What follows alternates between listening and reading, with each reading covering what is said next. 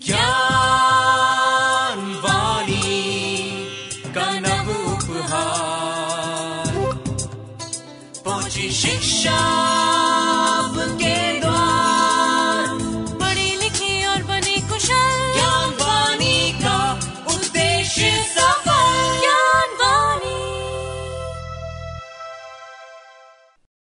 नमस्कार श्रोताओं, अभिवादन स्वीकार कीजिए हरप्रीत कौर का हमारे इस ज्ञानवर्धक कार्यक्रम साप्ताहिक ज्ञान पत्रिका में। श्रोताओं, ज्ञान हमें समाज में समृद्धि, संबल और समर्थता प्राप्त करने में मदद करता है। ज्ञान के कारण ही मानव दुनिया के सभी अस्तित्वों में सर्वश्रेष्ठ है। ज्ञान रूपी धन को कोई हमसे चुरा नहीं सकता और इस कार्यक्रम के माध्यम से हम भी यही प्रयास करते हैं कि हम आप तक विभिन्न प्रकार की ज्ञानवर्धक और लाभप्रद जानकारियां पहुंचा सकें और आपके ज्ञान में वृद्धि कर सकें। आज के अंक में भी हम आपके लिए कुछ रोचक तथ्य और ढेर सारी शैक्षिक जानकारियां लेकर आए हैं। तो चलिए आज के अंक में हम आगे बढ़ते हैं और सबसे पहले आपको अवगत कराते हैं इग्नू में चल रही मुख्य शैक्षिक गतिविधियों से। इग्नू में जुलाई 2024 के एकेडमिक सत्र के लिए एडमिशन जारी। इग्नू ने बढ़ाई री रजिस्ट्रेशन की अंतिम तारीख। इग्नू ने दिसंबर 2024 के टर्म एंड एग्जाम की डेट शीट की जारी। इग्नू के स्कूल ऑफ एजुकेशन ने किया सांस्कृतिक कार्यक्रम का आयोजन और 5 सितंबर को इग्नू में मनाया गया शिक्षक दिवस। आप सुन रहे हैं साप्ताहिक ज्ञान पत्रिका सिर्फ ज्ञानवाणी FM 105.6 मेगाहर्ट्ज पर। इंदिरा गांधी राष्ट्रीय मुक्त विश्वविद्यालय ने जुलाई 2024 के एकेडमिक सत्र में चल रहे फ्रेश एडमिशन्स की तारीख को आगे बढ़ा दिया है। अब छात्र इग्नू के सेमेस्टर बेस्ड और सर्टिफिकेट प्रोग्राम्स के अलावा इग्नू के सभी अन्य ODL व ऑनलाइन प्रोग्राम्स में एडमिशन ले सकते हैं। एडमिशन लेने की अंतिम तारीख 10 सितंबर 2024 है। ODL प्रोग्राम्स के लिए एडमिशन लिंक है ignuadmission.samarth.edu.in और ऑनलाइन प्रोग्राम्स के लिए एडमिशन लिंक है ignuiop.samarth.edu.in। ODL प्रोग्राम से संबंधित सभी जानकारियों के लिए आप इग्नू की वेबसाइट www.ignu.ac.in से प्रोस्पेक्टस डाउनलोड कर सकते हैं, जबकि ऑनलाइन प्रोग्राम से संबंधित जानकारियों के लिए आपको iop.ignuonline.ac.in पर विजिट करना होगा। इंदिरा गांधी राष्ट्रीय मुक्त विश्वविद्यालय ने जुलाई 2024 के एकेडमिक सेशन में री रजिस्ट्रेशन की अंतिम तारीख को आगे बढ़ा दिया है। इग्नू के छात्र अब अपने प्रोग्राम के अगले चरण में 10 सितंबर 2024 तक री रजिस्ट्रेशन करवा सकते हैं। इसके लिए छात्रों को इग्नू के री रजिस्ट्रेशन पोर्टल onlinerr.ignu.ac.in पर लॉगिन करना होगा। ये पोर्टल सभी भारतीय व विदेशी छात्रों के लिए खुला है। छात्रों से अनुरोध है कि वे ऑनलाइन री रजिस्ट्रेशन फॉर्म भरते वक्त व फीस का भुगतान करने से पहले पोर्टल पर दिए गए दिशा निर्देशों को ध्यान से पढ़ें। इंदिरा गांधी राष्ट्रीय मुक्त विश्वविद्यालय ने दिसंबर 2024 के टर्म एंड एग्जाम के लिए टेंटेटिव यानी संभावित डेट शीट जारी कर दी है। दिसंबर 2024 में होने वाली परीक्षा के लिए ऑनलाइन एग्जाम फॉर्म जमा करने के लिए पोर्टल भी जल्द ही खोल दिया जाएगा। छात्रों से अनुरोध है कि वे इस संभावित डेट शीट के अंतर्गत दिए गए दिशा निर्देशों को ध्यान से पढ़ें और किसी भी प्रकार की त्रुटि संशोधन हेतु अपने रीजनल सेंटर को कांटेक्ट करें। इस विषय में अधिक जानकारी के लिए आप इग्नू की ऑफिशियल वेबसाइट www.ignu.ac.in पर लॉगिन कर सकते हैं। इंदिरा गांधी राष्ट्रीय मुक्त विश्वविद्यालय के स्कूल ऑफ एजुकेशन द्वारा सांस्कृतिक कार्यक्रमों का आयोजन किया गया। इग्नू के स्कूल ऑफ एजुकेशन द्वारा इंटीग्रेटेड टीचर एजुकेशन प्रोग्राम यानी ITEP के सहयोग से इन प्रोग्राम्स का आयोजन किया गया और इस इवेंट को नाम दिया गया संस्कृति कल्चरल ग्लिमर। इन कार्यक्रमों का आयोजन इग्नू के बाबा साहेब अम्बेडकर सभागार में किया गया। इन कार्यक्रमों के अंतर्गत छात्रों द्वारा cultural dance, theatre, cultural activity और ग्रुप डांस की प्रस्तुति की गई। श्रोताओं, हम सब जानते हैं कि विद्यार्थी के जीवन में एक शिक्षक का कितना महत्व होता है। शिक्षक हमें सही मार्गदर्शन देते हैं। इसी महत्व को ध्यान में रखते हुए हर शिक्षण संस्थान 5 सितंबर को शिक्षक दिवस मनाता है। इसी उपलक्ष्य में इंदिरा गांधी राष्ट्रीय मुक्त विश्वविद्यालय ने भी 5 सितंबर को शिक्षक दिवस मनाया। इग्नू के बाबा साहेब अम्बेडकर सभागार में कई सांस्कृतिक कार्यक्रमों का आयोजन किया गया। इस मौके पर इग्नू की माननीय कुलपति प्रोफेसर उमा कांजीलाल ने शिक्षकों को बधाई दी। शिक्षक दिवस का आयोजन और इसके अंतर्गत सभी सांस्कृतिक कार्यक्रमों का आयोजन इग्नू के टीचर्स एसोसिएशन द्वारा किया गया। श्रोताओं, ये थी इग्नू से संबंधित मुख्य जानकारियां। आप सुन रहे हैं साप्ताहिक ज्ञान पत्रिका। साप्ताहिक ज्ञान पत्रिका में अब समय है हमारे करियर सेगमेंट का, जिसमें हम जानेंगे कि किस तरह से आप हिंदी लिटरेचर के क्षेत्र में अपना करियर बना सकते हैं। श्रोताओं, हर साल 14 सितंबर को पूरे देश में विश्व हिंदी दिवस मनाया जाता है। हिंदी भाषा को प्रचारित और प्रसारित करने के उद्देश्य से सितंबर माह में हिंदी पखवाड़े का आयोजन भी किया जाता है। दुनिया भर में मैंडरिन और अंग्रेजी के बाद तीसरी सबसे अधिक बोली जाने वाली भाषा हिंदी है। आज के करियर सेगमेंट में हम जानेंगे कि किस तरह आप हिंदी भाषा के क्षेत्र में अपना करियर बना सकते हैं। श्रोताओं, हिंदी भाषा में BA, MA या PhD करने के बाद आप टीचिंग के अलावा भी और कई क्षेत्रों को एक्सप्लोर कर सकते हैं। चलिए आपको बताते हैं इनमें से कुछ चुनिंदा क्षेत्रों के बारे में। आप एक ट्रांसलेटर के रूप में कार्य कर सकते हैं। जी हाँ, हिंदी भाषा का ज्ञान रखने वालों के लिए ये एक अच्छा करियर ऑप्शन है। इस क्षेत्र में काम की कोई कमी नहीं है और आप चाहें तो घर बैठकर अपनी सुविधा के अनुसार काम कर सकते हैं। लेकिन एक बेहतरीन ट्रांसलेटर बनने के लिए आपकी हिंदी के साथ साथ किसी अन्य भाषा पर भी अच्छी पकड़ होनी चाहिए। इसके अलावा आप एक इंटरप्रेटर के रूप में भी कार्य कर सकते हैं।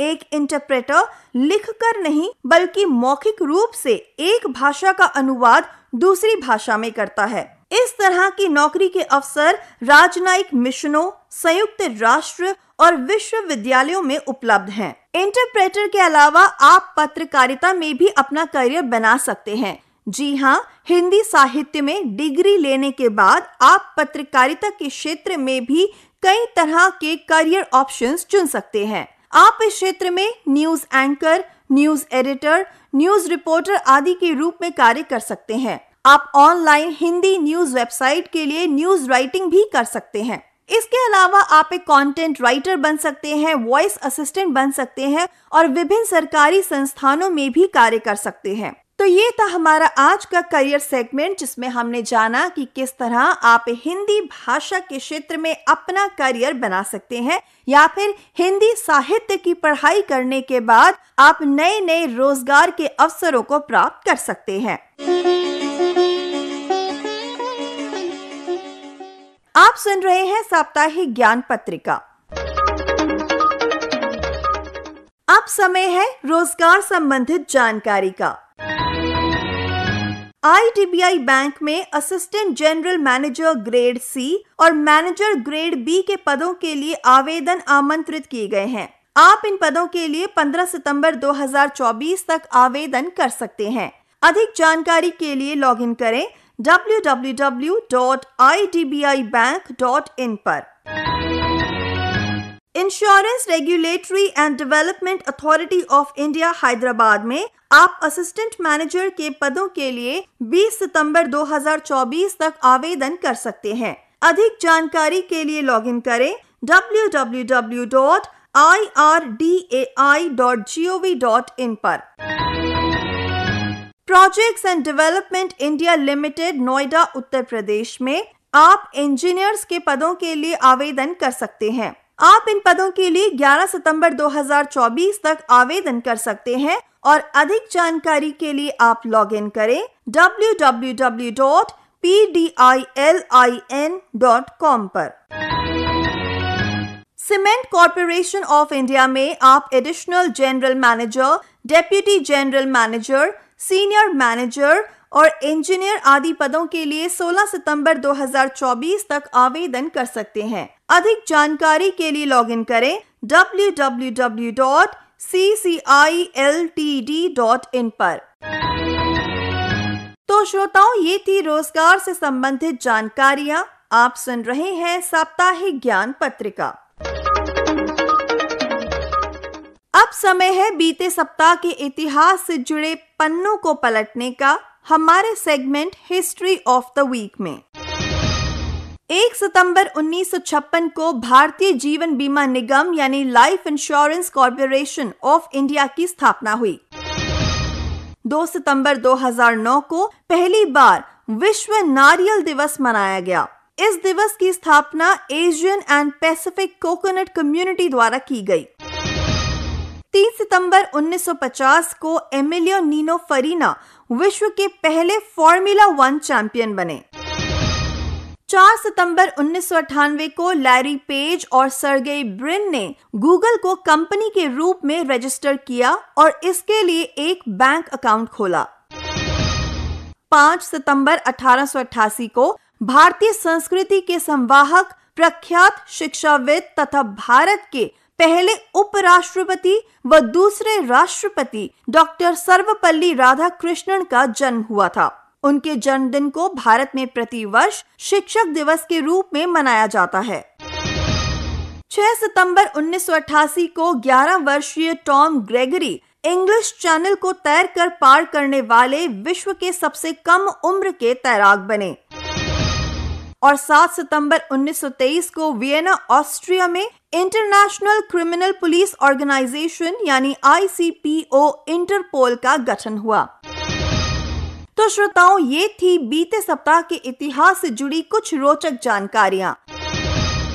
आप सुन रहे हैं साप्ताहिक ज्ञान पत्रिका। साप्ताहिक ज्ञान पत्रिका में अब समय है हमारे स्पेशल सेगमेंट का, जिसमें हम जानेंगे शिक्षक दिवस के बारे में।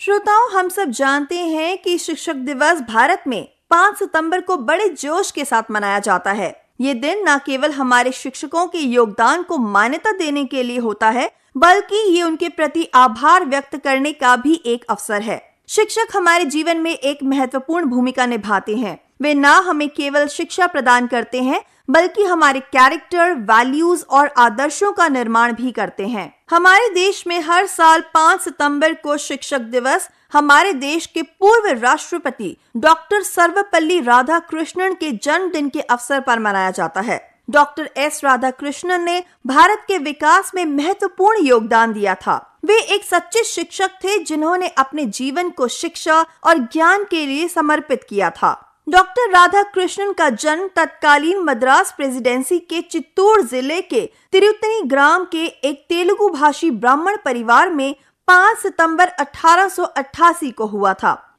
उनके पिता का नाम सर्वपल्ली विरासमिया और माता का नाम सीतम्मा था। डॉक्टर S राधाकृष्णन भारतीय संस्कृति के संवाहक, प्रख्यात शिक्षाविद, महान दार्शनिक और एक आस्थावान हिंदू विचारक थे। उनके इन्हीं गुणों के कारण सन 1954 में भारत सरकार ने उन्हें सर्वोच्च सम्मान भारत रत्न से अलंकृत भी किया था। डॉक्टर राधाकृष्णन समूचे विश्व को एक विद्यालय मानते थे। उनका मानना था कि शिक्षा के द्वारा ही मानव मस्तिष्क का सदुपयोग किया जा सकता है। अंततः विश्व को एक नई इकाई मानकर शिक्षा का प्रबंधन करना चाहिए। ब्रिटेन के एडिनबरा विश्वविद्यालय में दिए गए अपने भाषण में डॉक्टर सर्वपल्ली राधाकृष्णन ने कहा था कि मानव को एक होना चाहिए। मानव इतिहास का संपूर्ण लक्ष्य मानव जाति की मुक्ति तभी संभव है जब देशों की नीतियों का आधार पूरे विश्व में शांति की स्थापना का प्रयत्न हो। डॉक्टर राधाकृष्णन अपनी बुद्धि से परिपूर्ण व्याख्याओं, आनंददायी अभिव्यक्तियों और हल्की गुदगुदाने वाली कहानियों से छात्रों को मंत्रमुग्ध कर देते थे। उच्च नैतिक मूल्यों को अपने आचरण में उतारने की प्रेरणा वे अपने छात्रों को भी देते थे। वे जिस भी विषय को पढ़ाते थे, पहले स्वयं उसका गहन अध्ययन करते थे। दर्शन जैसे गंभीर विषय को भी वे अपनी शैली से सरल, रोचक और प्रिय बना देते थे। इसलिए इनके जन्म दिवस को शिक्षक दिवस के रूप में मनाते हैं। तो श्रोताओं, ये था हमारा आज का स्पेशल सेगमेंट जिसमें हमने बात की शिक्षक दिवस की।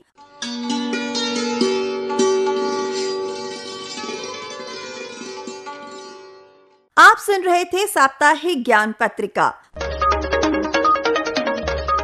आज के इस कार्यक्रम को आप तक पहुंचाने के लिए तकनीकी सहयोग दिया PR सैमल ने, वाचन व आलेख रहा हरप्रीत कौर का, संपादन किया सदन लाल ने और प्रस्तुत करता थे कमल कुमार। आज के इस अंक से मैं आपकी उद्घोषिका हरप्रीत कौर अब आपसे लेती हूँ अनुमति। नमस्कार। ज्ञान वाणी का नव उपहार,